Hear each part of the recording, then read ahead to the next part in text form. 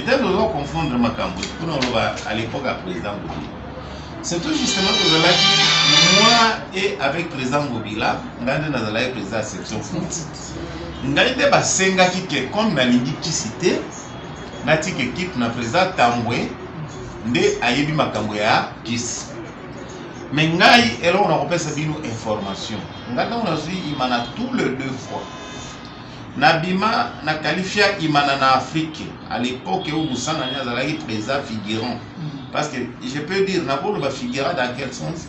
Son nom existait comme président de coordination, mais lui, azali na occupation na est pour na misala moko à Québec ou Kanamapuna. Et ça a des raisons personnelles où il moko ayebi. Moi je n'entre pas dans la polémique mais ngai natikalo sentir présence ya président ya coordination te ndenge lelo président Chimanga za président ya coordination et aza présent il fait tout. Alors là c'est moi qui faisais tout parce que ngande nazalaki président ya section foot premier vice-président donc ngande nazako ça l'intérim ya coordination et pas nangi ezako ya telo côté je nazako ça la seule na éviter sur azako tindela bato je ne sais pas je n'entre pas dans la polémique wana mais nanga na équipe mbongo ezako ya te wana vraiment c'est qui m'engage et puis c'est la vérité na kosiote et ba match nyonso na beta na sala kiste na zako benga ba prêtre ba sambela na tikali pe ko perdre ata match moko te na qualifier pe équipe na Afrique yango ba moni tango na qualifier équipe na Afrique na memi bango na betani na basango et c'est là tango na qualifier équipe na Afrique pour boyer bi secret ya derrière des années au beti au dépenser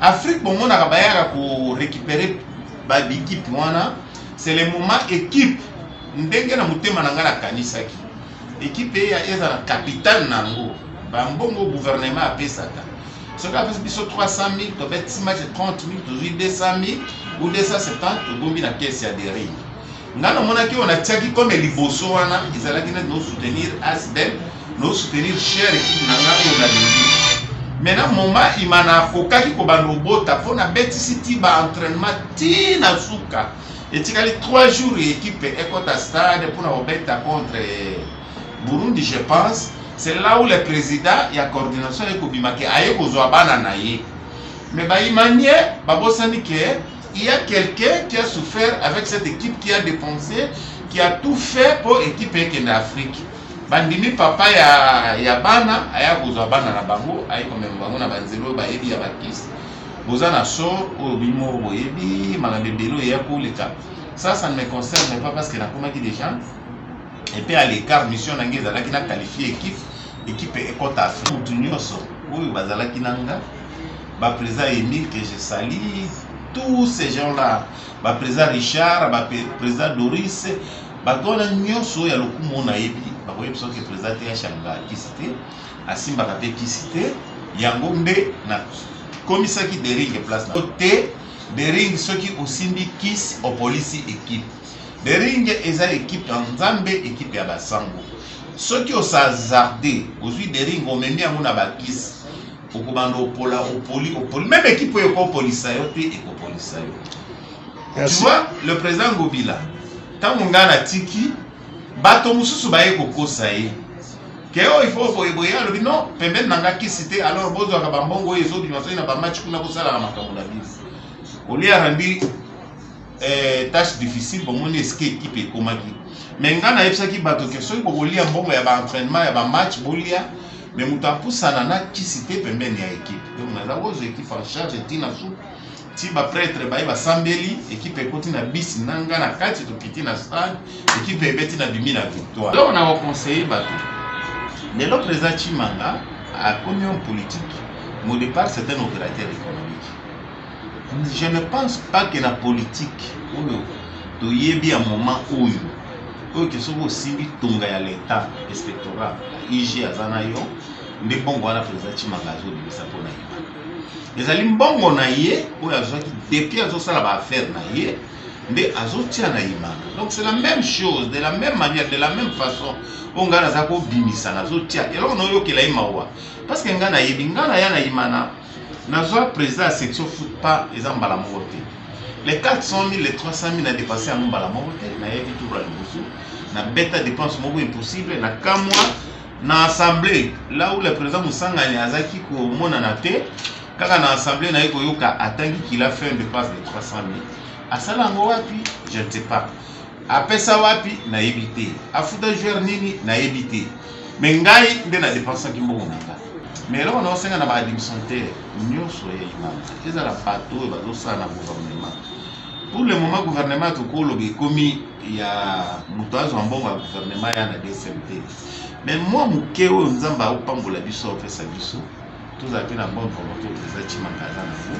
Et puis, tout le cas, stabiliser, comité moko ba mesanana équipe. Comité moko ba soutenir équipe. Ceux qui sont notés, il y a l'ingaza la présidente des SMP, il y a l'ingaza la présidente des SMP. Finalement, des SMP, vous avez 100 000 présidents.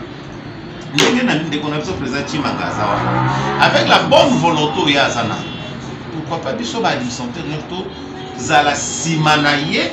To bando soutenir na moi mon fait pour bando ozoa faut équiper que les bousou mais ceux qui sont nyos l'auto précipité kaka ba combat ba guerre pourquoi des SMP ezaka guerre ba club mususu boyo kanezali pourquoi les autres lingito même des SMP ne sika bilime ça parce que bilime kei a fonction cause ya ba guerre kowela d'intérêt ba administrateur ba lobi biso mais administrateur moko ceux qui le bâti que l'équipe, moi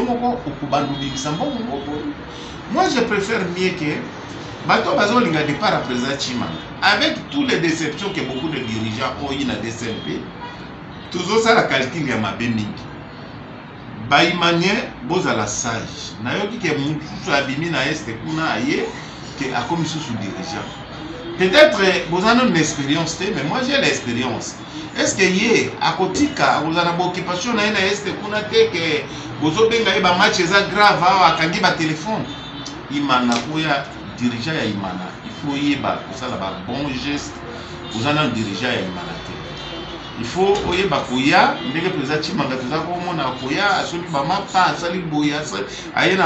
à soutenir les joueurs, à soutenir le public, à soutenir Nini, à soutenir l'équipe. Il m'a dit que vous êtes millionnaire, vous êtes équipe européenne. Vous avez une expérience, vous avez une manière, vous avez un temps pour réfléchir. Vous avez une équipe comme Tiwapi. Les lois de renaissance et botama. Ceux qui voyaient c'est que renaissance et l'outil. Et vous avez un genre à diriger à Mité Mamabe. Bango peut dire que Mité Mamabe est foutu à la tête. Au cas où on a appelé Mité Mamabe, on sous à dire qu'on met là-haut. Quand on dit qu'on met là-bas, on a encore renaissance. Mais pendant que tu encourager le point là, et à l'issue de l'Imana. Moi, nazo senga ba imani tous derrière président Chimanga. Ceux qui va voyer Kelanga, moi je suis derrière la comité à Plons. Je soutiens président Chimanga, je suis imanien. Je ne pense pas que Moutou ya Koluka akabola imana bozoto. Au lieu to bondela to bomba mwana oyo to boti ke bakati la biso mwana wana te. Biso tozo préférer que genre ya paro ya bimayi to kabola mwana muto ekende koto makolo ekende koto to bandi ko kangisa bazo to sali to bando sala ba enlèvement au lieu que tout s'intéresser à des choses essentielles et pour soutenir le comité à place. Parce que c'est ça que le président Chimanga paie à cause de la moyenne à l'élo. Excès à la déception, qu'au finga, qu'au lobaya bateau, qu'il copie, que aux autres, c'est une question. Mais ceux qui sont sur les autres, au moins $100, au moins $50, il y a une possibilité au Canada. Donc, contribution à tout le monde et qu'on puisse rendre les lots fort. Moi, je préfère mieux que. Tous en abonnement, tous à la salle, pour cadrer tout ça, aux autres, on a une situation dans le contexte, c'est un bateau, il va nous dire qu'il y a des sociétés.